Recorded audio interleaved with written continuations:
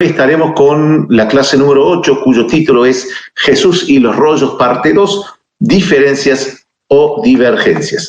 Así que, bueno, nos iremos rápidamente ya para aprovechar todo este precioso tiempo de esta última clase con el doctor Adolfo Reutemann. ¿Cómo estás, Adolfo? ¿Todo bien? Hola Ariel, buenas tardes y saludo a todos los participantes. Realmente cuesta creer que ya hayamos llegado a la última clase, en donde toda la información, los conocimientos, de alguna manera se articulan, esperando realmente que podamos claramente tener una conclusión significativa. Con tu permiso, entonces, comienzo con la clase. Dale, gracias. Bueno, entonces, como ven, la clase número 8 la llamé hoy de Jesús a la iglesia de Jerusalén, que incluye también el título que originalmente yo le había dado a la clase. En la clase anterior exploramos distintos temas relacionados con la figura de Jesús, como ser dichos, acciones y creencias a la luz de los rollos del Mar Muerto. La conclusión final de nuestro estudio fue que estos manuscritos antiguos no confirman o descalifican la condición mesiánica de Jesús como el Cristo, pero permiten recontextualizar su persona, recuperando su dimensión histórica. A diferencia del encuentro la semana pasada, en esta clase final del curso analizaremos la otra cara de la moneda, a saber, las diferencias y las divergencias que se pueden establecer entre las creencias y enseñanzas de Jesús y aquellas presentes en los rollos del Mar Muerto. El propósito será evaluar al Nazareno a la luz de la policromía social y religiosa del judaísmo en el siglo I de nuestra era, y de esta manera justipreciar su originalidad e idiosincrasia. Y en la segunda parte de esta clase trataremos de ir más allá de la figura de Jesús, rastreando las posibles influencias esenias en los comienzos de la iglesia de Jerusalén. Y entonces ahora sí, la primera parte de esta clase de hoy serán los rollos del Mar Muerto y Jesús, diferencias o divergencias.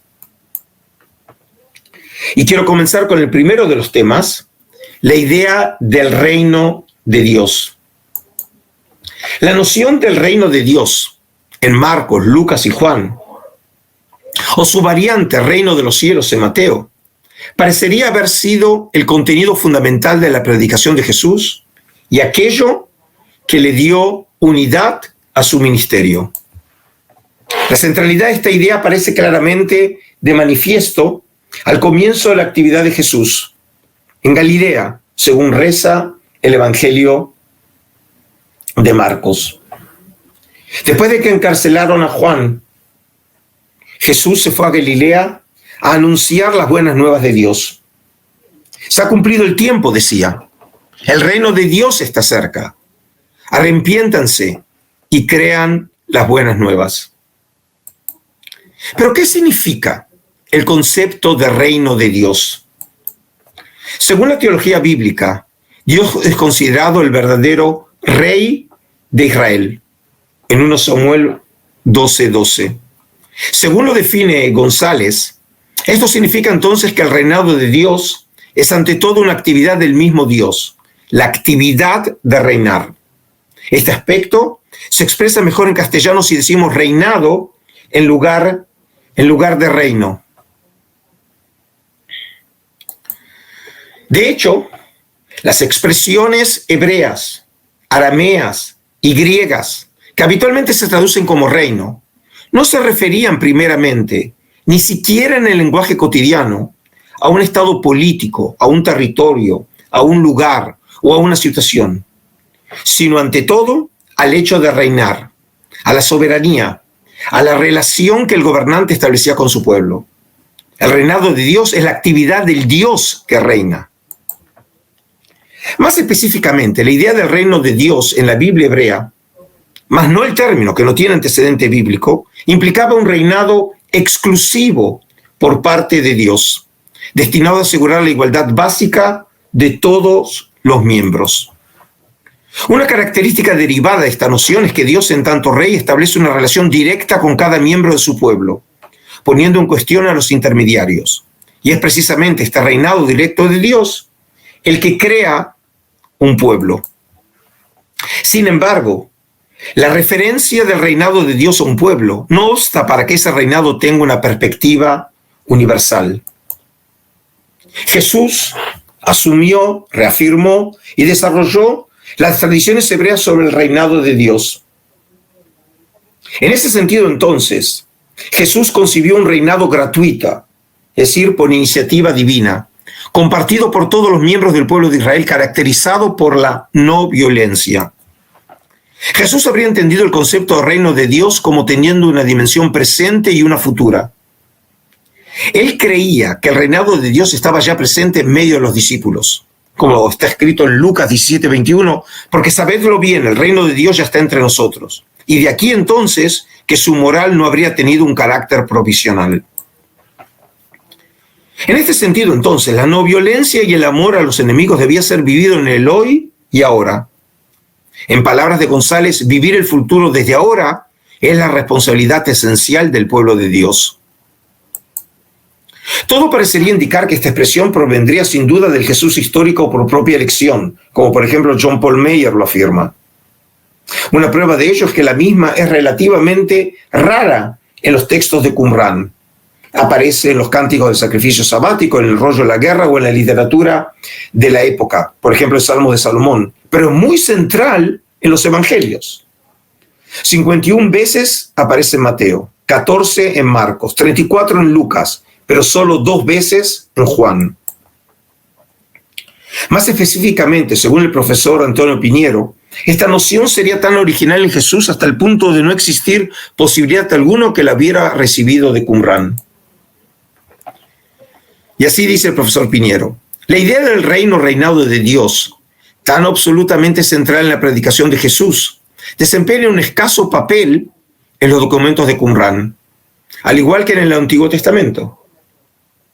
Para Jesús, el reino de Dios, del que Él es el mediador, anunciador, reemplazará al reino actual de Satán. Con el juicio de Dios que condena a Satanás y a sus seguidores por medio de Jesús, comienza simultáneamente el tiempo de la salvación. El de Dios es un reinado futuro, ciertamente, pero sus inicios están ya en el presente, en el sentido de que con la acción de Jesús, predicación, exorcismo, milagro de curación, el poder del diablo comienza ya a ser derrotado.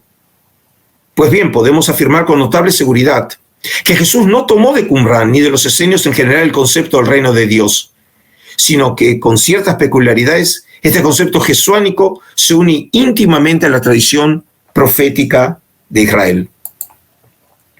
Esta conclusión también es compartida por Berger, afirmando que los esenios qumranitas no habrían concebido en su teología la noción de un reino por venir, y mucho menos que ya hubiera comenzado en su época. En sus palabras, lo más importante es que falta una concepción del reino de Dios que pueda compararse con la de Jesús. No figura allí ningún reino de Dios que esté por venir o que deba manifestarse.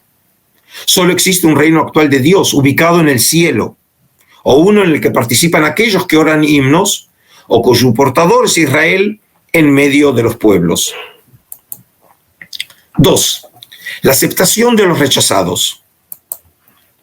El movimiento encabezado por Jesús se caracterizó por estar abierto a todos los desclasados, mujeres, cobradores de impuestos, pecadores, enfermos y otros.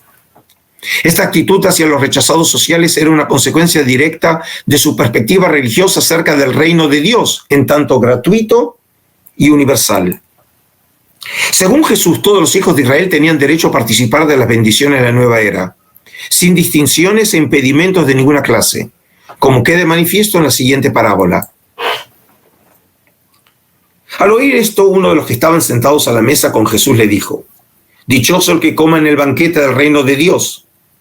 Jesús le contestó: «Cierto hombre preparó un gran banquete e invitó a muchas personas. A la hora del banquete mandó a su siervo a decirles a los invitados: vengan, porque ya todo está listo». Pero todos sin excepción comenzaron a disculparse.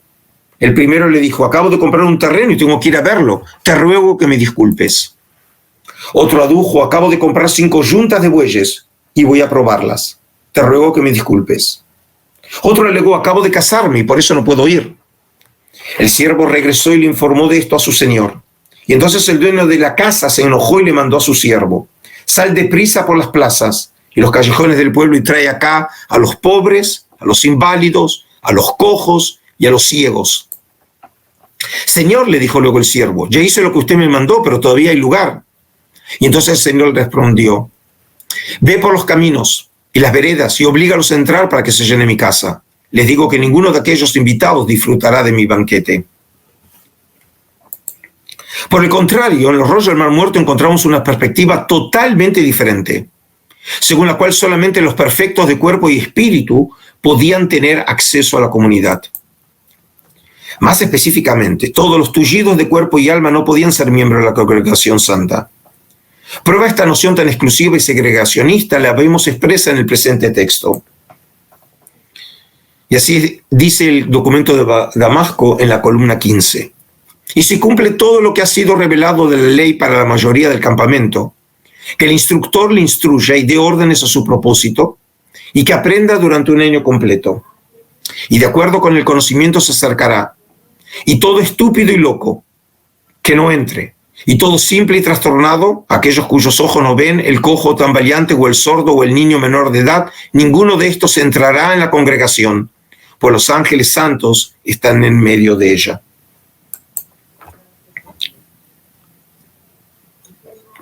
Tal vez alguien pensaría que esta tradición sería una excepción, pero por el contrario podemos ver que la prohibición de permitir el ingreso de defectuosos físicos o impuros formaba parte integral de la concepción social y religiosa de la comunidad. Un ejemplo en este sentido se halla presente en el texto llamado 1Q, regla de la congregación, datado para el siglo I antes de la era común, que alguna vez formó parte a manera de apéndice de la regla de la comunidad, en donde se detallan las personas que no podrían formar parte de la asamblea en ocasión de los tiempos escatológicos. Que ningún hombre contaminado por alguna de las impurezas de hombre entre en la asamblea de estos, y todo aquel que está contaminado por ellas, que no sea establecido en su función en medio de la congregación, y todo el que está contaminado en su carne, paralizado en sus pies o en sus manos, cojo, ciego, sordo, mudo, o contaminado en su carne como una mancha visible a los ojos, o el anciano tan valiente que no puede mantenerse firme en medio de la asamblea, estos no entrarán a ocupar su puesto en medio de la congregación de los hombres famosos, porque los ángeles de santidad están en medio de la congregación. A partir de estas regulaciones, entonces, la pregunta obligada a formular es: ¿por qué los defectuosos no podían formar parte de la comunidad? ¿Qué noción se escondía detrás de esta prohibición tan chocante para nuestra sensibilidad social moderna?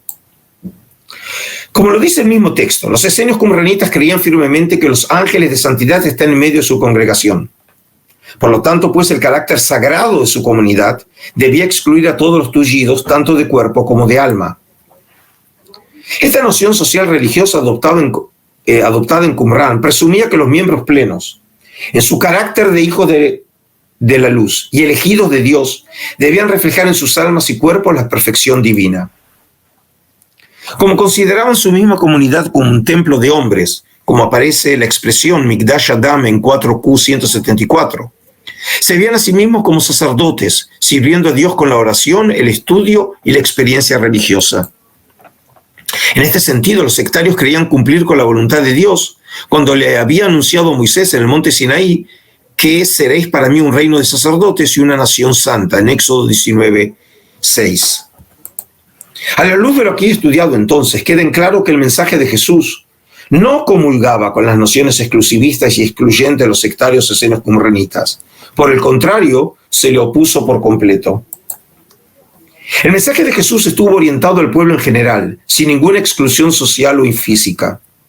Por ello no es imposible suponer que sus palabras en el Evangelio de Lucas: sal deprisa por las plazas y callejones del pueblo y trae acá a los pobres, a los inválidos, a los cojos y a los ciegos, habrían tenido un carácter polémico, descalificando como inválida la estrategia de sectarios del tipo esenio qumranita. 3. La doctrina del amor al enemigo. La estrategia de tolerancia adoptada por Jesús como resultado de su visión del reino de Dios como un reinado universal, orientado a todas las personas de Israel, se manifestó de manera contundente en el mandamiento absoluto del amor. Su perspectiva incluyente lo llevó a releer las palabras del libro de Levítico, amarás a tu prójimo como a ti mismo, en 19:18, de manera tal que incluía en su opinión incluso al enemigo bajo la categoría de prójimo. Ustedes han oído que se dijo, ama a tu prójimo, que obviamente es una referencia a Levítico 19:18, y odia a tu enemigo.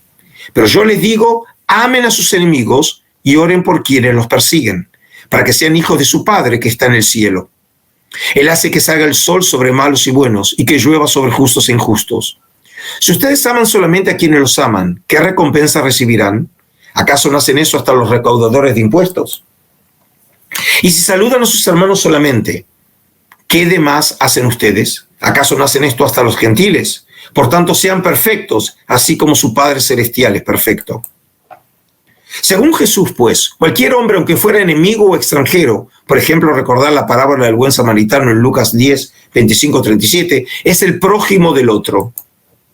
Según la firma Jean-Christian Petit-Fils, esta moral se corresponde con la regla de oro o regla de la reciprocidad, ya conocida por las grandes religiones o filosofías de la antigüedad, taoísmo, budismo, confucianismo e incluso judaísmo de Hillel. Hillel fue un sabio fariseo del siglo I antes de nuestra era, anterior a Jesús. Por tanto, todo cuanto querráis que os hagan los hombres, hacédselo también vosotros a ellos, en Mateo 7:12. Pero Jesús amplía los límites. El amor lo exige todo. Cuando leemos este dicho, lo guión de Jesús, resulta por cierto intrigante. Según el Evangelio de Mateo, el Nazareno comenzó sus palabras afirmando que ustedes han oído que se dijo, como aludiendo a una enseñanza que les era conocida por todos. Ciertamente, las palabras iniciales, ama a tu prójimo, hacían alusión al conocido texto de Levítico en el Pentateuco de Moisés. Sin embargo, Jesús a continuación habría hecho referencia a otra enseñanza, y odia a tu enemigo, que hasta donde nosotros conocemos, no se halla presente en las Escrituras. Ciertamente no hay una ordenanza expresa en las Escrituras de odiar al enemigo. Sin embargo, el amor al prójimo no abarcaba a los que se consideraban enemigos de Dios. Por ejemplo, en Salmo 139 dice, no odio, Yahvé, a los que te odian. No me asquean los que se alzan contra ti. Los odio en el colmo del odio. Los tengo por enemigos. Algunos sugirieron encontrar un paralelo a las palabras de Jesús en las palabras del libro del Sirásida o Eclesiástico, una obra escrita en hebreo por un sabio jerosolimitano en el primer tercio del siglo II ante la era común, cuando dijo, da al hombre piadoso y del pecador no te cuides. Haz bien al humilde y no des al impío. Niégale su pan, no se lo des para que no llegue con ello a dominarte. Pues un mal duplicado encontrarías por todos los bienes que le hubieras hecho, que también el Altísimo odia a los pecadores, y de los impíos tomará venganza. Da al hombre de bien y del pecador no te cuides. Con certeza, los judíos de la época no iban más allá del círculo de sus conciudadanos. Los gentiles, es decir, los no judíos, los extranjeros, los samaritanos, los idumeos, eran rechazados. Asimismo, a pesar de su gran devoción, los fariseos miraban con desdén a los Amaretz, la gente del pueblo, excluidos del verdadero Israel. En la Mishnah, en el Tratado de los Padres, que es una colección de dichos de los fariseos y después de los sabios rabínicos, dice así en el capítulo 2, acostumbraba a decir Hillel, el inculto no teme el pecado, la gente ignorante, es decir, Amaretz, no es piadosa. Sin embargo, no se conoce ninguna fuente conocida en la época del Segundo Templo que se regulara con el objetivo de odiar al enemigo, como aparece claramente expresado. De aquí, pues, que volvemos al interrogante inicial. Si no encontramos en la literatura judía antigua un equivalente a las palabras de Jesús, que como en el caso de la ordenanza bíblica de amar al prójimo, también establecía odiar al enemigo, ¿en qué o quiénes habría pensado Jesús? Es precisamente en esta encrucijada que nuevamente, como en casos anteriores, los rollos nos son de ayuda. Y ahora vamos a leer de la primera columna de la regla de la comunidad. Para el instructor, libro de la regla de la comunidad, para buscar a Dios con todo el corazón y con toda el alma, para hacer lo bueno y lo recto en su presencia, como ordenó por mano de Moisés y por mano de todos sus siervos los profetas, para amar todo lo que él escoge y odiar todo lo que él rechaza, para mantenerse alejados de todo mal y apegarse a todas las obras buenas, para obrar la verdad, la justicia y el derecho en la tierra, y no caminar en la obstinación de un corazón culpable y de ojos lujuriosos haciendo todo mal, para admitir en la alianza de la gracia a todos los que se ofrecen voluntarios a practicar los preceptos de Dios, a fin de que se unan en el consejo de Dios y marchen perfectamente en su presencia, de acuerdo con todas las cosas reveladas sobre los tiempos fijados de sus testimonios. Y ahora viene lo que me interesaba. Para amar a todos los hijos de la luz, cada uno según su lote en el plan de Dios, y odiar a todos los hijos de las tinieblas, cada uno según su culpa en la venganza de Dios. Según la lectura sectaria de Levítico 19:18, pues los esenios qumranitas habrían concluido a partir de la ordenanza bíblica de amarás a tu prójimo como a ti mismo, que el Pentateuco había insinuado también que era una obligación religiosa odiar a los hijos de las tinieblas, es decir, a todas las personas fuera de su grupo, judías o no judías por igual. En otras palabras, el Levítico solamente dice a quién hay que amar. Los qumranitas concluyeron a partir de esa afirmación que no solamente hay que entender a quién hay que amar, sino concluyeron a quién hay que odiar. Y de ahí llegaron a la conclusión, odiar a los hijos de las tinieblas. En este sentido, se podría sugerir entonces que Jesús tal vez habría insinuado con sus palabras y odiarás al enemigo a una ideología como la presente en Qumrán. Si nosotros conocemos este texto de Qumrán, pero puede ser que haya habido otros grupos que también adoptaran una ideología de odio semejante. Por lo tanto, no podemos decir que sea una influencia directa de la comunidad del Mar Muerto en las palabras de Jesús, pero sin duda sus palabras reflejan una ideología como la que se halla presente en Qumrán. Nunca llegaremos a saber a ciencia cierta si realmente Jesús habría pensado en los esenios qumranitas. Pero de una cosa podemos estar seguros: el Jesús de la historia nunca podría haber comulgado con ideas tan excluyentes y sectarias como las presentes en los rollos del Mar Muerto. Por otro lado, las palabras en el Evangelio de Mateo nos permiten concluir una conclusión importante desde el punto de vista histórico, a saber, que las palabras de Jesús encuentran su sentido en el contexto histórico de la época. En este sentido, entonces, se podría afirmar con un buen grado de seguridad que las palabras atribuidas a Jesús podrían haber salido ciertamente de su boca. Es decir, obviamente no lo podemos saber, pero por lo menos esas palabras se articulan bien en una problemática religiosa social de la época. Y ahora veamos este último punto, la enseñanza sobre el sábado. El espíritu conciliador de Jesús se puso de manifiesto también en cuanto a su actitud hacia el sábado. El nazareno observaba el sábado como el judío más piadoso, pero protestó contra el rigorismo seguido por los escribas y fariseos que ponían cargas intolerables sobre los hombros de la gente. Una evidencia en este sentido es la historia que se cuenta en el Evangelio de Mateo, en donde Jesús subordinaba el descanso sabático a la vida. Y así cuenta Mateo 12. Pasando de allí, entró en la sinagoga, donde vio un hombre que tenía una mano paralizada. Como buscaban un motivo para acusar a Jesús, le preguntaron: ¿está permitido sanar en sábado? Y él le contestó: si alguno de ustedes tiene una oveja y en sábado se le cae en un hoyo, ¿no la agarra y la saca? Cuanto más vale un hombre que una oveja. Por lo tanto, está permitido hacer el bien en sábado. En este último texto, Jesús recurrió a una regla judía de interpretación, Kal vachomer, es decir, de menor a mayor, como se conoce en latín, a minori ad maius, concluyendo una consecuencia de gran importancia. Ya que el hombre está por encima de la oveja, está entonces permitido hacer el bien el día de reposo. Según el Galileo, el Shabbat no era un fin en sí mismo, sino antes bien un medio para el bien y la libertad del hombre. Y así, como lo dice en Marcos 2, 27, 28, el día de reposo fue hecho a causa del hombre, y no el hombre por causa del día de reposo. Por tanto, el Hijo del Hombre es Señor aún del día de reposo. Esta interpretación liberal de las regulaciones del sábado por parte de Jesús se oponía de plano al extremismo manifiesto en algunos grupos piadosos del judaísmo intertestamentario, según los cuales el judío debía no solo cumplir de manera restricta las regulaciones bíblicas al respecto, sino también las nuevas imposiciones que se habían ido agregando con el tiempo, hasta el punto de ser castigado con la muerte por su infracción. Un claro ejemplo en este sentido son las regulaciones extrabíblicas que aparecen en el libro de los Jubileos, una obra palestinense de mediados del siglo II antes de la era común, en donde por primera vez en la historia de la literatura judía aparecen estas regulaciones codificadas en grupo.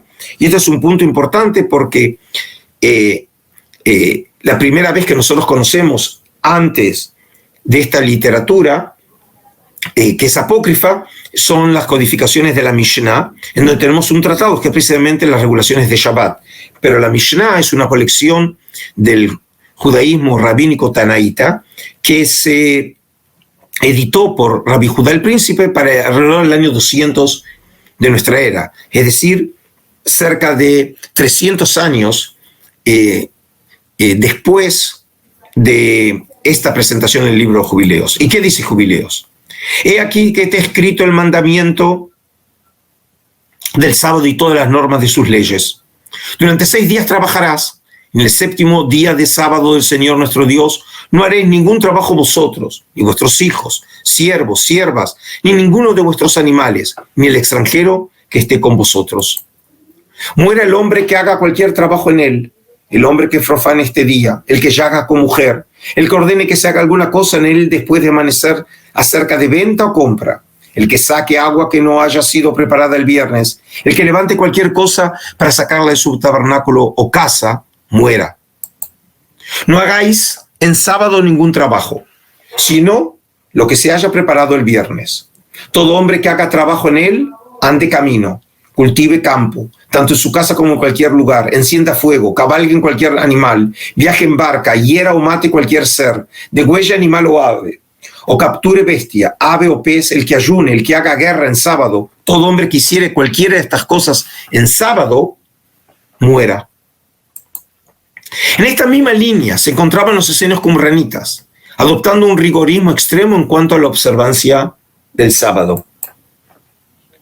En el documento de Damasco, en la columna 11, que también aquí presenta un principio de codificación, y son los 2 ejemplos más antiguos que tenemos antes de la Mishnah, dice así sobre el Shabbat: que nadie ayude a parir a un animal el día del sábado, y si lo hace caer a un pozo o a una fosa, que no se le saque en sábado, que nadie se pare en un lugar cercano a los gentiles en sábado, que nadie profane el sábado por riqueza o ganancia en sábado, y a todo hombre vivo que cae a un lugar de agua o un lugar, que nadie lo saque con una escalera o una cuerda o utensilio.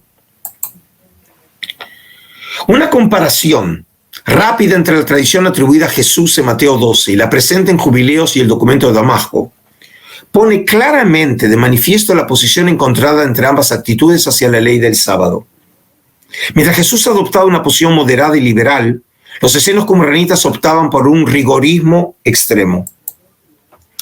Es llamativo incluso que ambos tomaran el mismo ejemplo sobre la caída de un animal al pozo, sugiriendo con esto que las palabras recogidas en el Evangelio de Mateo serán un eco de una disputa histórica entre Jesús y grupos radicales del tipo esenios qumranitas. Quiero que se fijen. En Mateo 12, él dice: si alguno de ustedes tiene una oveja y en sábado se le cae en un hoyo, no la agarra y la saca, cuanto más vale un hombre que una oveja. Es decir, lo que dice, y utiliza este ejemplo para mostrar que las personas, de una manera obviamente práctica, querían salvar ese bien y por lo tanto eran capaces de infringir las reglas de Shabbat. Y fíjense que precisamente el documento de Damasco trae precisamente una referencia a la actitud opuesta de aquellos que precisamente no lo van a hacer. Y si lo hace caer en un pozo o una fosa, que no se lo saque en sábado, si cae un animal. Y de la misma manera, y a todo hombre que vivo que cae en un lugar de agua, un lugar que nadie lo saque con una escalera, una cuerda o utensilio. Es decir, ellos van, en este caso aplican la misma regla, que obviamente se opone a la regla establecida por Jesús. Esta rigurosidad de los esenios, en todo lo referente a la observancia del sábado, podía llevar a niveles extremos,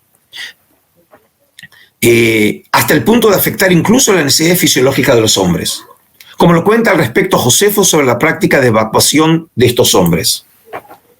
Y así dice en su obra La guerra de los judíos, cuando habla de los esenios: observan más rigurosamente que los demás judíos el reposo del sábado. No se limitan a preparar el día anterior los alimentos para no encender fuego ese día, sino que ni se atreven a mover de su sitio un utensilio en satisfacer sus necesidades naturales. Los demás días cavan un pozo de un pie de profundidad con una azada, porque esta es la forma que tiene la cheta que reciben los neófitos, y lo cubren con el manto para no manchar los rayos de Dios. De este modo se acuclillan y después rellenan el pozo con la tierra que le habían sacado, y eligen para eso los lugares más salutarios. Y aunque solo se trata de una evacuación, a continuación se lavan como si se hubiesen mancillado. En suma, la piedad religiosa de Jesús se oponía claramente a la adoptada por los esenios qumranitas, siguiendo la moderación de algunos círculos fariseos, como era propio de la escuela hilelita. El Galileo promovía una interpretación moderada de las observancias del sábado, anteponiendo la vida ante todo rigorismo ritual. Por su parte, los hombres de Qumrán seguían una línea de rigorismo religioso, colocando las restricciones del sábado por sobre todo otro interés, llegando a comportamientos extremos, carentes de flexibilidad manifiesta.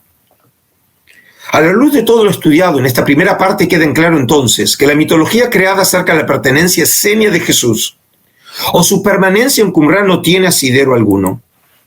Por el contrario, los distintos ejemplos estudiados en esta sección revelan, como en el caso de la idea del reino de Dios, la aceptación de los rechazados, la doctrina del amor al enemigo y la enseñanza sobre el sábado, que el nazareno habría estado en el polo opuesto del espectro, oponiéndose de una manera contundente al rigorismo y exclusivismo adoptado por los esenios qumranitas.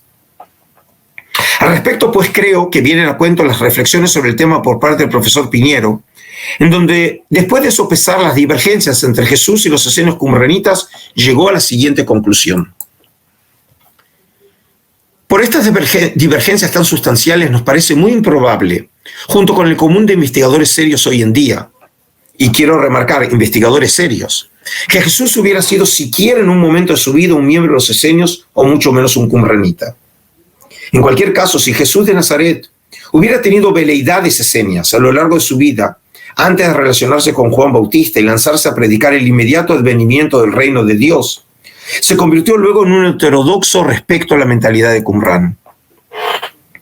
El talante teológico del que hace gala el rabino de Nazaret le hubiera impedido acercarse siquiera a las puertas de ese asentamiento esenio tan exclusivo.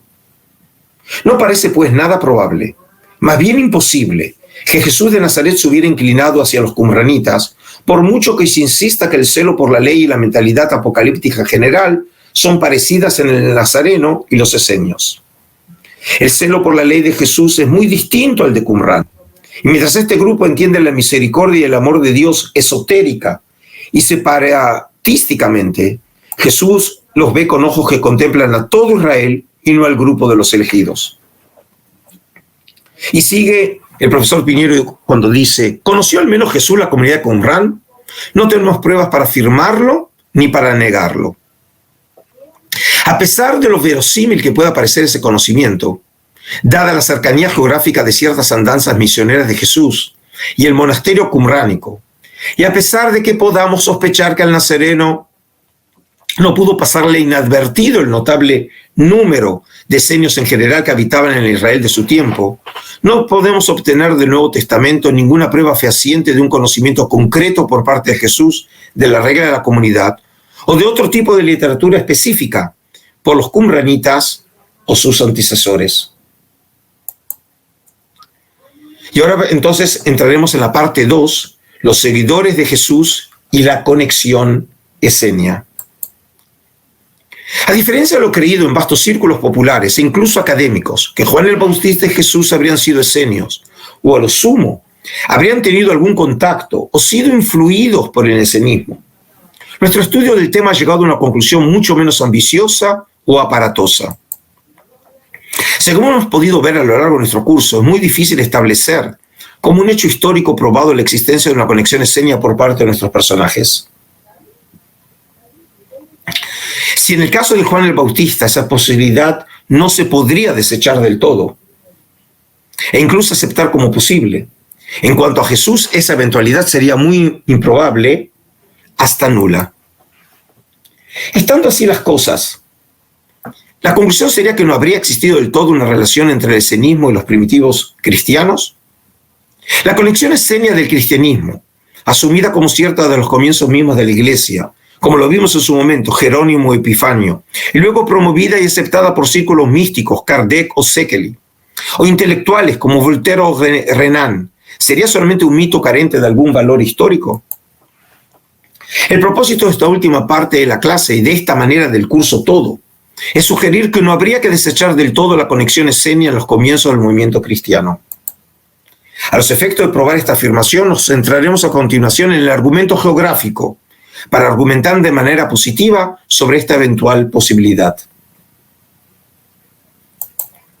Según la tradición presente en el libro de Hechos, después de que durante 40 días un número tipológico en las Escrituras que significa mucho tiempo, Jesús ya resucitado se les habría aparecido a los apóstoles para hablarles sobre el reino de Dios, para luego desaparecer ascendiendo al cielo, sus acólitos regresaron a Jerusalén.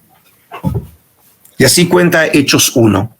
Entonces se volvieron a Jerusalén desde el monte llamado de los Olivos, que dista poco de Jerusalén el espacio de un camino sabático. El Monte de los Olivos se encuentra ubicado al este de la ciudad de Jerusalén, del otro lado del Valle del Cedrón, frente al Templo de Jerusalén. Y cuando llegaron, subieron a la estancia superior, donde vivían Pedro, Juan, Santiago y Andrés, Felipe y Tomás, Bartolomé y Mateo, Santiago de Alfeo, Simón el Zelote y Judas de Santiago. Todos ellos perseveraban en la oración, con un mismo espíritu en compañía de algunas mujeres, de María, la madre de Jesús, y de sus hermanos. A pesar de que el texto mismo no da indicación alguna sobre la ubicación del lugar en donde vivían, según se entiende del texto, ese sitio era el lugar de residencia y actividad de estos seguidores de Jesús, en donde se dedicaban a la oración. A continuación, ese mismo lugar jugaría un papel central en la historia de la Iglesia cuando en el día de Pentecostés se les reveló a estos seguidores del Cristo el Espíritu Santo, estableciéndose de esta manera los comienzos de la Iglesia propiamente dicha. En Hechos 2 se cuenta así: al llegar el día de Pentecostés estaban todos reunidos en un mismo lugar, y de repente vino del cielo un ruido como el de una ráfaga de viento impetuoso que llenó toda la casa en la que se encontraban. A pesar de que el término usado en Hechos 1:13 para referirse al aposento superior donde se allegaron los apóstoles es diferente al mencionado en Marcos 14:15 y Lucas 22:12 para referirse a la sala amplia en la planta alta donde se habría llevado la última cena, algunos creen que ambos aposentos habrían sido uno y el mismo. Y así cuenta Marcos: el primer día de la fiesta de los panes sin levadura, cuando se acostumbraba a sacrificar el cordero de la Pascua, los discípulos le preguntaron a Jesús: ¿dónde quieres que vayamos a hacer los preparativos para que comas la Pascua? Él envió a 2 de sus discípulos con este encargo: vayan a la ciudad y les saldrá al encuentro un hombre que lleva un cántaro de agua. Síganlo. Y allí donde entre, díganle al dueño: el maestro pregunta, ¿dónde está la sala en la que pueda comer la Pascua con mis discípulos? Él le mostrará en la planta alta una sala amplia, amueblada y arreglada. Preparen allí nuestra cena. Los discípulos salieron, entraron a la ciudad y encontraron todo tal y como les había dicho Jesús. Y así que prepararon la Pascua. La pregunta obligada ahora es: ¿dónde podría haber estado localizada esta sala? Según una tradición muy antigua, esta sala alta, en donde habrían ocurrido 2 de los eventos cruciales en los orígenes del cristianismo, estaría ubicada en la iglesia del Santo Sion, conocida con el nombre del cenáculo, o en latín, el conaculum. Como es de suponer, este lugar tan sagrado para los cristianos es uno de los sitios más visitados por los peregrinos que visitan Tierra Santa. Lamentablemente, la situación actual con el COVID-19 vuelve imposible recorrer el lugar de una manera concreta y real. Por ello, quiero llevarlos a visitar este lugar tan emblemático de Jerusalén por medio de un video para sentirse virtualmente allí, en donde todo comenzó para el cristianismo. Y empezaremos a ver el video desde el minuto 16:35.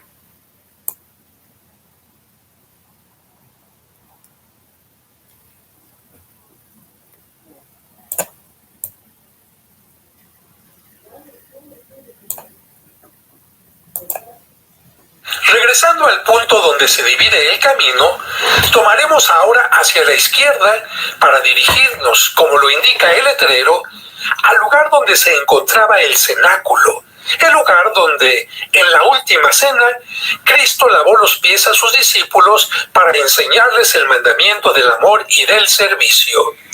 Y al instituir ahí la Santa Misa, pidiéndoles que celebraran siempre eso en memoria suya, instituyó también el sacramento del orden sacerdotal, convirtiendo a los apóstoles en sacerdotes.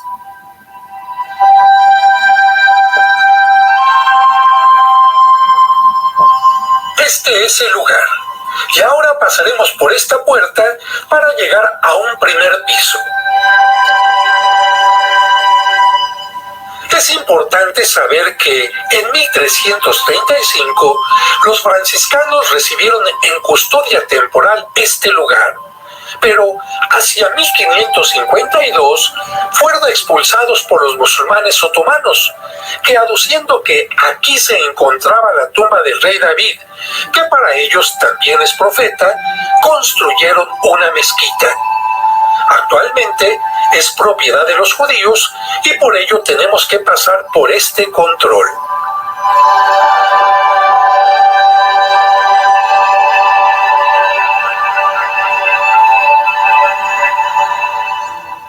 Curiosamente, antes el sitio fue propiedad de una familia árabe, hasta que en 1967 fue incautada por el Ministerio del Culto israelí, que actualmente permite el paso a todos los visitantes.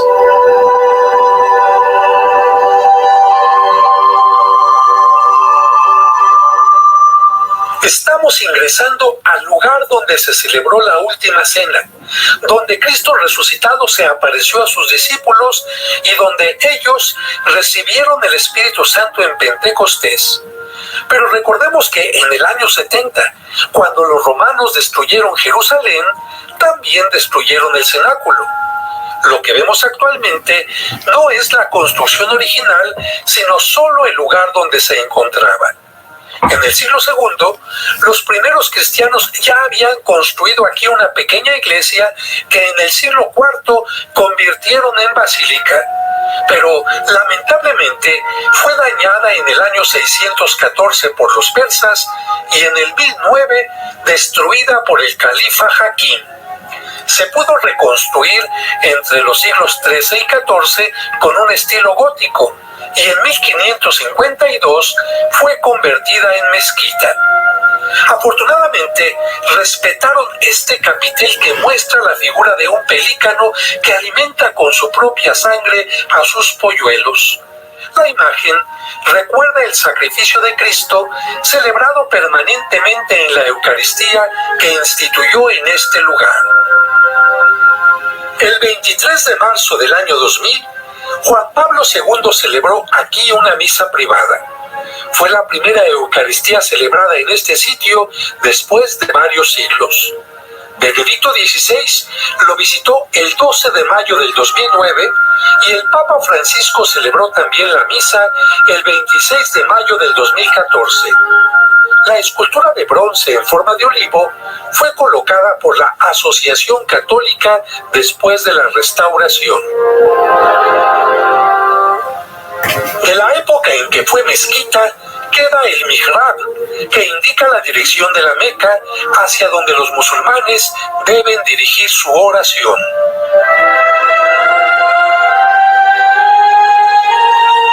Después de pasar por la puerta de salida, así se ve el exterior. Aquí también. Este sitio está ubicado fuera de la ciudad antigua de Jerusalén, cerca de la puerta de Sion. La iglesia de Santo Sion fue dañada en la guerra de 1948, lo que le permitió al arqueólogo Jacob Pinkerfeld investigar el sitio. Y él concluyó que una sinagoga del periodo romano se había ubicado en el lugar, que era precisamente lo que hacía mención el video. Y como ven acá, este es el perímetro de la ciudad de Jerusalén hoy en día, y el cenáculo, próximo a la Basílica de la Dormición, está fuera de la muralla. Los eruditos cristianos respondieron que esto probablemente habría sido originalmente una iglesia judeo-cristiana, construida después de la caída de Jerusalén en el año 70 de la Era Común, para conmemorar el sitio de la Última Cena. Y la actual iglesia de Santo Sion fue una estructura posterior construida en el mismo sitio, como recién lo pudieron ver ustedes mismos en el video.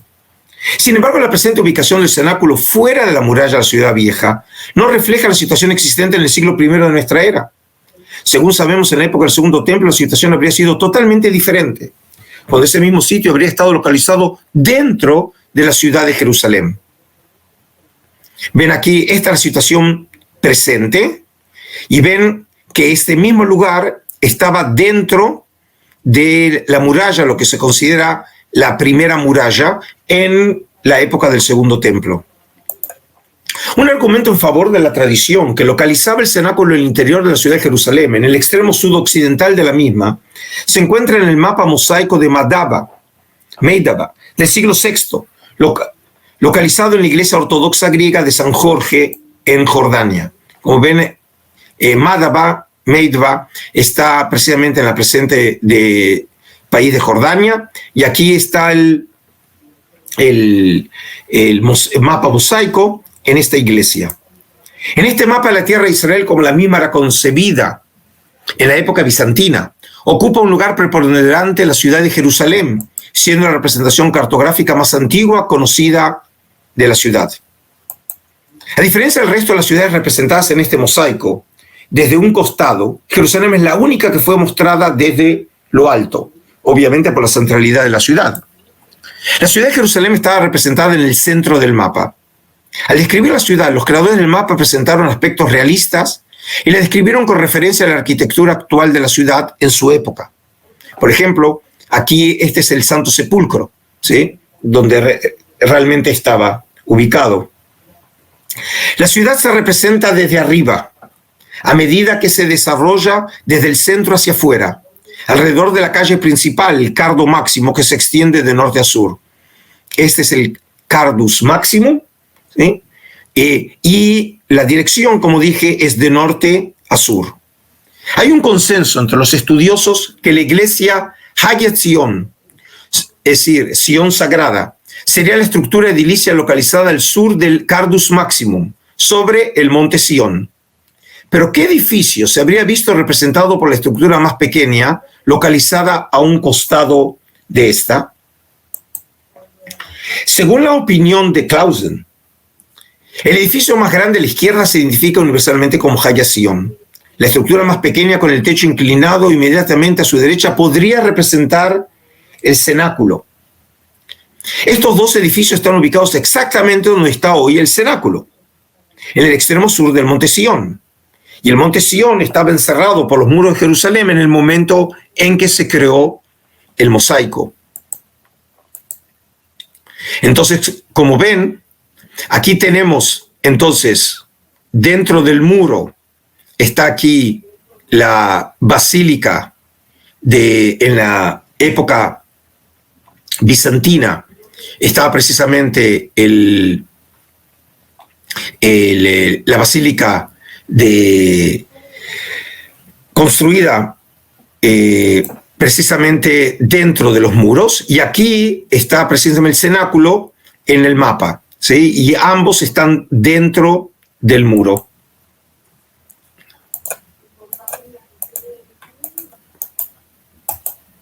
Seguramente ustedes se estarán preguntando a estas alturas, ¿y qué tiene que ver la localización del cenáculo con la conexión esenia de los primeros cristianos? Pues bien, la respuesta estaría en los escritos de Josefo, quien habría localizado la puerta de los esenios de la ciudad de Jerusalén en la época romana, en el monte Sion, precisamente en la misma zona en donde la tradición cristiana acostumbraba a ubicar el cenáculo. Pero vayamos por partes para entender la argumentación en toda su complejidad. Ante todo, veamos dónde ubicaba Josefo la puerta de los esenios al describir los muros de Jerusalén. Y así Josefo, en guerra, describe los muros. El muro empezaba al norte en la Torre Hípicos. Torre Hípicos estaba ubicada en donde hoy es la puerta de Jaffa, en la ciudad vieja de Jerusalén, y se dirigía hacia el lugar llamado el Gisto. Tocaba luego la salida del consejo y finalizaba en el pórtico occidental del templo. Del lado del oeste, a partir del mismo lugar, se prolongaba por el lugar denominado Betzo, hasta la puerta de los esenios. Daba vuelta hacia el sur, más allá de la fuente de Siloé, de donde se dirigía hacia el oriente, en dirección de la piscina de Salomón, y continuaba hasta el lugar denominado Ofla, donde alcanzaba el pórtico oriental del templo. Siguiendo la descripción de Josefo, es decir, comenzaba, como les dije aquí, en Hípicos, y luego continuaba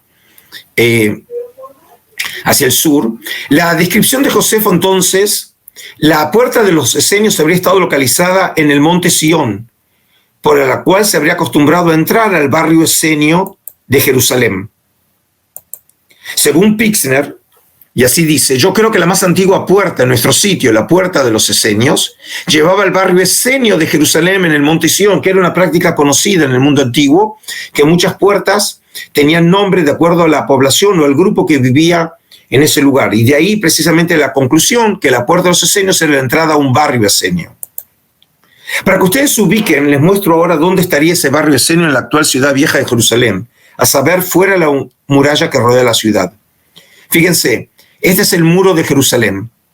Y aquí estamos siguiendo fuera hoy del muro, pero alguna vez estuvo dentro del muro, y precisamente en la sección sudoccidental, donde hoy se encuentra el campus del Jerusalem University College, es donde probablemente era más o menos el lugar en donde estaba ubicada el barrio de los esenios. ¿Acaso tenemos testimonios literarios que corroborarían la posibilidad de que esenios hayan vivido en Jerusalén? Voy a traer dos argumentos. El primero, en el rollo de la guerra, o llamado tradicionalmente como el rollo de la guerra de los hijos de la luz contra los hijos de la oscuridad, dice, y cuando se retiren del combate para volver a la línea, escribirán en las trompetas de retirada, Dios reúne, y en las trompetas del camino de regreso del combate con el enemigo para volver a la congregación de Jerusalén. Es decir, el texto hace alusión que los combatientes habrían de volver a aquellos que viven en la ciudad de Jerusalén. Y el segundo argumento lo traigo de Antigüedades, y se cuenta la siguiente historia. Había un esenio llamado Manahem, sería Menahem, de vida honesta suficientemente comprobada, el cual recibió de Dios el don de prever el futuro. En cierta oportunidad, cuando Herodes, todavía joven, iba a la escuela, lo miró atentamente y lo saludó dándole el título de rey de los judíos.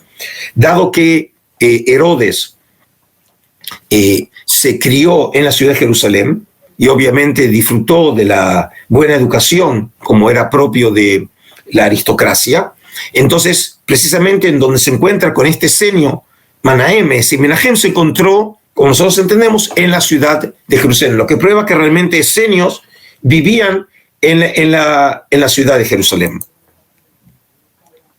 En caso de estar en lo cierto, entonces, el barrio esenio habría estado localizado exactamente en el lugar en que el cenáculo habría estado localizado en la época romana. Ustedes pueden ver claramente que esta sección sudoccidental, en la época del segundo templo, donde estaba aquí la primera muralla, era precisamente el lugar también del cenáculo dentro de la muralla, a diferencia de que el cenáculo está fuera de la muralla, pero en ese mismo lugar.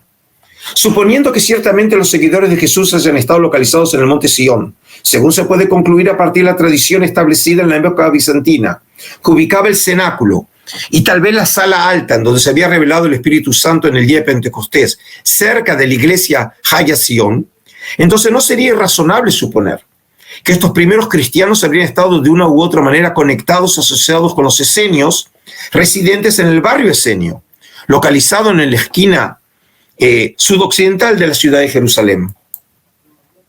Entonces, como ven, el cenáculo del mapa coincide con el barrio, la localización del barrio Esenio, según se desprende del texto de Josefo. En la medida de estar en lo cierto, entonces, la conexión esenia a los primeros cristianos, más específicamente la primera generación de los seguidores de Jesús, con el movimiento esenio, estaría ahora establecida con una cierta probabilidad desde un punto de vista histórico-geográfico. A partir de este punto y los efectos de confirmar esta posibilidad, habría que rastrear otras conexiones entre el eseniismo y el cristianismo primitivo, a partir de la Iglesia de Jerusalén en adelante, buscando similitudes o convergencias en el campo doctrinario, literario o cultural.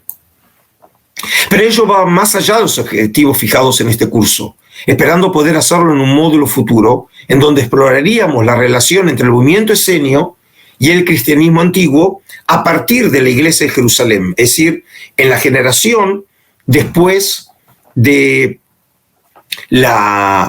el primer estadio en la historia de la Iglesia, que comprende a Juan Bautista y Jesús. Conclusión final del curso. Con este último tema sobre la conexión esenia de los seguidores de Jesús hemos llegado al final del curso.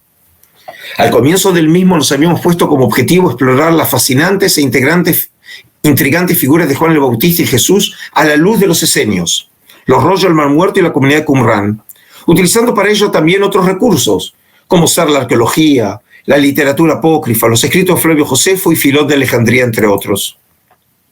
El objetivo final era contextualizar los dichos, acciones y pensamientos de estas dos grandes figuras de la civilización occidental en los marcos del judaísmo grecorromano en la Judea del siglo I de la Era Común. El análisis y evaluación de estas figuras, envueltas por densas capas de tradiciones y leyendas eclesiásticas, y carentes de casi fuentes literarias o arqueológicas alternativas relevantes, ha sido posible gracias al aporte excepcional que ha representado el descubrimiento de los rollos del Mar Muerto. Estos manuscritos antiguos han permitido por primera vez en la historia explorar estos personajes a la luz de la historia real y concreta del judaísmo del siglo I de nuestra era en Judea, recontextualizando las tradiciones evangélicas en su marco histórico, social, literario y religioso específico. Los resultados de nuestra exploración nos permiten afirmar con total seguridad que Juan el Bautista y Jesús fueron hombres verdaderos y concretos, comprometidos con su pueblo y con su tradición. En cada uno de los casos ellos concibieron y promovieron nuevas ideas religiosas, como el bautismo sacramental de Juan o la idea del reino de Dios de Jesús, cuyo propósito era provocar un cambio sustancial en la sociedad judía de la época, afectada según ellos por el anquilosamiento o la corrupción ritual o moral. A pesar de que los rollos del Mar Muerto no hacen mención expresa de estos dos personajes, hoy resultaría imposible y metodológicamente erróneo estudiarlos sin recurrir a estos manuscritos antiguos. Sin probar de manera definitiva la existencia histórica de Juan el Bautista y Jesús, estos escritos judíos de la época del Segundo Templo nos permiten revalorizar de una manera positiva las tradiciones transmitidas en los evangelios sobre ellos, distinguiendo lo original de lo espurio. Los manuscritos del Mar Muerto no confirman tampoco la verdad de las doctrinas cristianas, ni incluso pueden ratificar las conexiones esenias qumranitas de nuestros personajes. Pero a pesar de estos resultados desalentadores, una cosa segura estos documentos pueden confirmar, y es que cuando colocamos las tradiciones evangélicas a manera de papel calco sobre los rollos del Mar Muerto, ambas figuras resaltan y se distinguen con trazos claros. Ellas habrían actuado, hablado, creído y pensado según los patrones históricos de la época. Cuando eso sucede, entonces, resalta a la vista la historicidad inequívoca de esas figuras, permitiéndonos devolverlas como si fuera por el túnel del tiempo al mundo concreto en el cual esas figuras vivieron. Y si ello hemos conseguido con este curso, entonces eso basta para justificar nuestro y vuestro esfuerzo. Hasta la próxima. Muchas gracias. Bueno, Ariel. Sí, estamos aquí nuevamente. Muchas gracias, Adolfo. Vamos entonces a un espacio de preguntas, si te parece. Okay. Vamos a comenzar con Josué Alvear, que pregunta si la palabra malhut o reino tiene otros usos además de los dichos, quizá en literatura religiosa de la época. Bueno, la palabra Malhut ciertamente eso significa reino, reinado, Melech significa rey, pero otra vez, como nosotros, o traté yo de explicitarlo en mi exposición, el concepto, el terminológico no aparece en el Antiguo Testamento, en la Biblia hebrea, pero sí la idea de que hay un reinado en donde el rey absoluto es Yahvé. Y de ahí precisamente encontramos la razón por la cual la tradición bíblica se oponía a la institución de un rey humano, como lo tenemos en la historia de 1 Samuel, en donde el pueblo le exigía el nombramiento de un rey, porque la tradición bíblica establecía que el verdadero rey es solamente Yahvé. Lo que encontramos después en la época del Segundo Templo, y fundamentalmente en el mensaje de Jesús, cómo él desarrolla a partir de estas raíces bíblicas su concepto de reino de Dios, que es clave para entender el pensamiento de Jesús. Ok, pregunta Liliana Lisanti y se suma a otras preguntas parecidas. A pesar de las diferencias evidentes, ¿pudieron los esenios, no hablo de los qumranitas, sino los esenios, haberse hechos cristianos? Y que se relaciona con otras preguntas, ¿qué testimonios tenemos después de la destrucción del Segundo Templo sobre los esenios? Bueno, como traté de explicitarlo al final de mi encuentro, de mi exposición, parecería haber una conexión esenia en lo que llamamos la segunda etapa del desarrollo de ese movimiento, que empezó siendo el movimiento de los seguidores de Juan Bautista y de Jesús, y que luego se transformará en la iglesia. Y esta segunda etapa es la etapa paulina, es la etapa que se manifiesta en el Evangelio de Juan y en otros escritos neotestamentarios. Pero obviamente, en este caso, el estudio tiene que ser tan preciso como lo hicimos en todo este curso, en donde tenemos que explorar la terminología, las doctrinas, temas exegéticos, costumbres, rituales, instituciones, estructuras sociales, y solamente cuando podemos evaluar en toda esta argumentación, recién entonces podemos hablar de una verdadera conexión histórica entre el movimiento esenio y los cristianos, y mucho más por ahí suponer o barruntar la posibilidad de que esenios se hayan convertido a la fe de Jesús.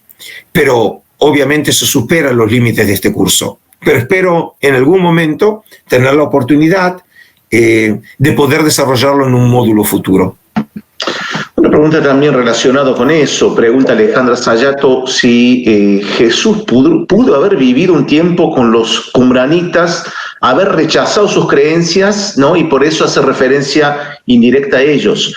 La pregunta mía, completando eso, ¿qué digamos, académicos o estudiosos piensan y argumentan que realmente eso pudo haber sido posible? Bueno, como lo vieron de manera expresa, el profesor Antonio Piñero reniega de esa posibilidad. No tenemos ninguna sugerencia que eso haya podido suceder.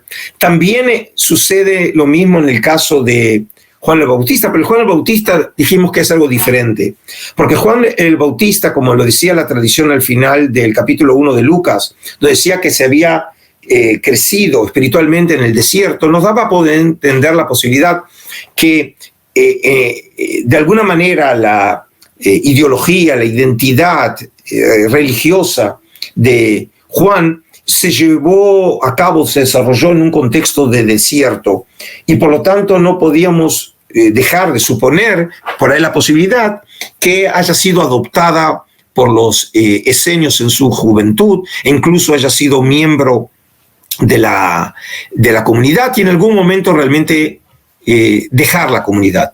Y esa posibilidad sí fue sugerida por algunos estudiosos, a pesar de que no tenemos ninguna prueba histórica fehaciente. Pero por lo menos como hipótesis hay muchos que estarían, y como lo dije también en su momento en la clase, estarían dispuestos a afirmar. En el caso de Jesús es algo totalmente diferente.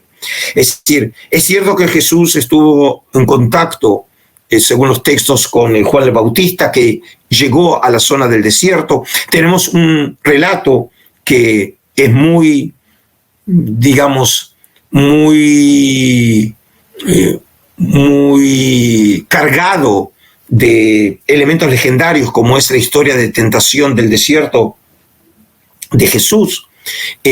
Pero más de eso no hay ninguna referencia a que realmente Jesús haya estado viviendo con los qumranitas o esenios. Por lo tanto, esa posibilidad, no más allá de los videos que, como hemos visto, que sugieren realmente y toman como una prueba histórica que Jesús fue un esenio. ¿Se acuerdan ustedes? Vimos el video la semana pasada en donde incluso se dice que María vivió entre los esenios, que Jesús se había criado en los esenios. Eso forma parte de una fantasía popular que no tiene ningún asidero desde el punto de vista histórico. No tenemos, hasta donde yo conozco, ningún estudioso serio que afirme o haya sugerido dicha posibilidad. Pregunta Hugo Bendayan, si ama a tu prójimo y odia a tu enemigo, ¿no sería un equivalente a la ley del talión? No veo realmente. La ley talión es algo totalmente diferente, que tiene que ver con una acción que sea equivalente al daño producido, ¿sí? Ojo por ojo, diente por diente. Esa es la ley del talión. En este caso, digamos, lo que afirma Jesús tiene que ver con una relectura de la tradición que tenemos en Levítico 19, pero como claramente creo haberlo mostrado, Jesús se muestra totalmente opuesto a una ideología que propugna o que promueve el odio al enemigo, y por el contrario saca la conclusión que hay que amar al enemigo, y en ese sentido realmente es una regulación totalmente novedosa, que no tiene paralelo tampoco entre los textos que nosotros conocemos del judaísmo fariseo, que hablan precisamente del amar al prójimo, pero no hasta el punto de incluso amar al enemigo. Una pregunta que yo sé que se ha tratado en clases anteriores, pero tal vez sería bueno reforzarla ahora, porque hay gente que lo está preguntando, entre ellos Marcos Pool, pregunta si, en tu opinión, ¿por qué en los evangelios no se citan los esenios, pero sí a otros grupos sectarios como fariseos, saduceos, herodianos y otros?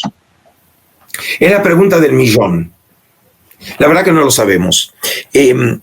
Algunos, por ejemplo, creen que puede ser que haya una referencia a los esenios, pero no con ese nombre. ¿Se acuerdan ustedes que el término esenios, lo habíamos dicho en su momento, es el nombre que nosotros conocemos de las fuentes griegas y en latín, pero no en fuentes en hebreo o en arameo, aun cuando probablemente el nombre venga originalmente en el sentido de piadoso, y en ese sentido por ahí venga incluso de la palabra hasaya, es decir, de término piadoso en arameo. Pero a diferencia de los saduceos y fariseos, que realmente aparece claramente esa terminología en el Nuevo Testamento, algunos supusieron que por ahí aparezcan bajo otra terminología o otra referencia, como pueden ser, por ejemplo, los sabios escribas, o puede ser, por ejemplo, cuando se hace alusión a los herodianos, porque sabemos por Josefo que había una buena relación entre los esenios y Herodes el Grande, y lo vimos como ejemplo precisamente recién la tradición de Manahem, es decir, de Menahem, por lo cual realmente Herodes le habría devuelto el favor, porque recordaba realmente de alguna manera el apoyo de los esenios cuando él era joven. Pero más allá de ello, no conozco ninguna explicación convincente que pueda explicarnos por qué realmente hay una referencia expresa a los esenios en el Nuevo Testamento. Pregunta Macarena Torres Saavedra lo siguiente: ¿habrá alguna pista que dé alguna señal de las bases de las cuales Jesús desarrolla su pensamiento sobre el amor al enemigo? ¿O es realmente una innovación de Jesús eso?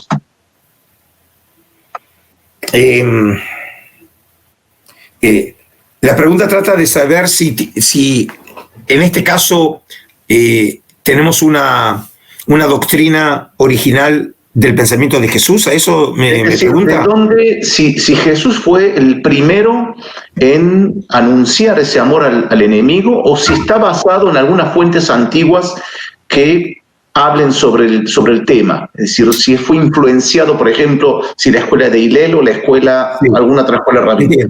Bueno, lo que vemos aquí realmente es una doctrina radical desarrollada por Jesús, cosa que no nos tiene que sorprender, de la misma manera que, por ejemplo, el concepto de reino de Dios, o la variante reino de los cielos que aparece en Mateo, también es un desarrollo original de Jesús. Es decir, es cierto que en otros casos, como hemos visto en la clase anterior, podemos encontrar el uso de frases o el uso incluso de ciertas ideas o doctrinas que las encontramos en otros lados. Y en ese sentido, entonces, Jesús en realidad, como escuché una vez de una profesora, Hannah Safrai, que fue la que comenzó a introducirme en el mundo del Nuevo Testamento y de Jesús, una vez nos preguntó al final de un curso que todo el año había sido dedicado al Sermón de la Montaña, en donde nosotros estudiábamos textos que muchas veces parecían ser paralelos a las palabras de Jesús, y a veces se parecía a un texto, y a veces las palabras y las ideas de Jesús se parecían a otro texto. Y me acuerdo que al final un alumno le preguntó, ¿qué es original en Jesús? Y a propósito de esta pregunta, su respuesta fue, lo original de Jesús es el mosaico. Es decir, Jesús, como un gran sabio intelectual de su época, lo que hizo es articular las ideas, las creencias de su época, y en algunos casos las incorporó, en otros casos lo que hizo es rechazarlas, y en otro caso, como en este, del amor al enemigo, realmente desarrollar ideas originales, como en el reino de Dios, que no conocemos en el mundo antiguo, y es lo que nosotros esperamos de un gran intelectual. Bueno, Adolfo, la verdad que hay muchísimos comentarios positivos acá. Inclusive quiero leerte uno que me llamó mucho la atención. Dice Jorge Milán, que en un principio habían dicho que esto se estaba poniendo bueno, fue mucho mejor de lo que me imaginaba. Así que, bueno, y comentarios como ese, acá lo puedes ver en el área de comentarios, la gente muy agradecida, muy elogiosa hacia tu persona y hacia el contenido del curso. Y yo siempre digo, y vos sos testigo de eso, cuando recibimos grupos en Israel, que siempre decimos que si están confundidos con la cantidad de conocimiento y todavía se están mezclados con Qumranita, esenio, etcétera, etcétera, quiere decir que el curso fue un éxito.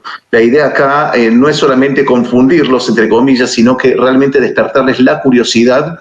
Y por eso, y bueno, Adolfo lo ha reiterado en varias oportunidades, vean el curso nuevamente, lo tienen un año, o sea, un año del momento de la inscripción, para verlo, reverlo, tienen material bibliográfico, es decir, después de haber participado en las 8 clases, no van a ser expertos, pero sí van a empezar a desarrollar ese pensamiento crítico que de alguna forma, Adolfo, creo que es lo que intentaste, como decís vos, siempre crear el argumento.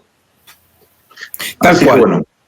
Tal cual. Entonces, bueno, creo que llegando al final de este curso, si me permitís, quiero primero agradecerles a todos los participantes por la paciencia por la confianza, por el apoyo, y claramente el curso es un curso complejo, es un curso en donde traté de enseñar a partir de los textos y de la argumentación histórica, tratando, como lo había anunciado, de no tomar una posición prejuiciosa de un comienzo, sino solamente dejar a los hechos que hablen de por sí.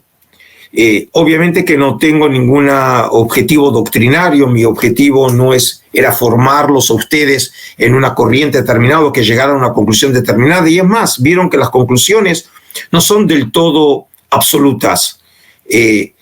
Yo traté de afirmar lo que es posible afirmar a partir del conocimiento que los datos históricos nos permiten hacer. Y en ese sentido, entonces, reafirmo las palabras de Ariel. Creo que ahora, cuando ustedes tienen todo el curso frente a ustedes, ahora pueden hacer una relectura tranquila de todas las clases, viendo de qué manera las argumentaciones se van articulando. Y de alguna manera espero que también puedan entender por qué comencé hablando de esa ideología universalista frente a la sectarista, porque en última instancia se ve claramente reflejada hoy en la última clase. Si lo que yo hablé en la primera clase se articula con lo que vimos en la clase de hoy, por lo menos tenemos por un lado esa idea sectaria, particularista, del grupo de Qumran, que no permite incluso a los cojos, a los enfermos, a los ciegos formar parte de la comunidad, mientras que tenemos la concepción en Jesús del reino de Dios, que está dirigido a todos, en este caso integrando a toda la gente en una clara línea abarcativa, universalista, que recuerda, por ejemplo, la línea que habíamos hablado en su momento de Isaías 56.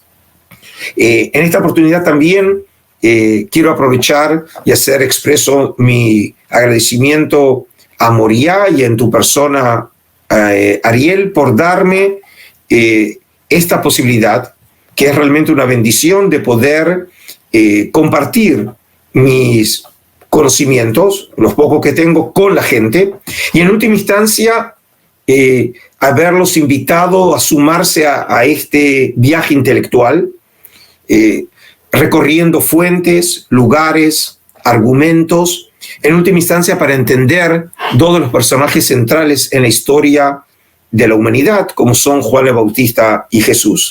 Así que bueno, muchas gracias a todos los participantes por todo ese cariño, por todos los elogios, por todas las palabras y por la participación activa de todos ustedes. Y será entonces hasta siempre. Shalom. Gracias, Adolfo. Gracias. Y un saludo a todos. Gracias.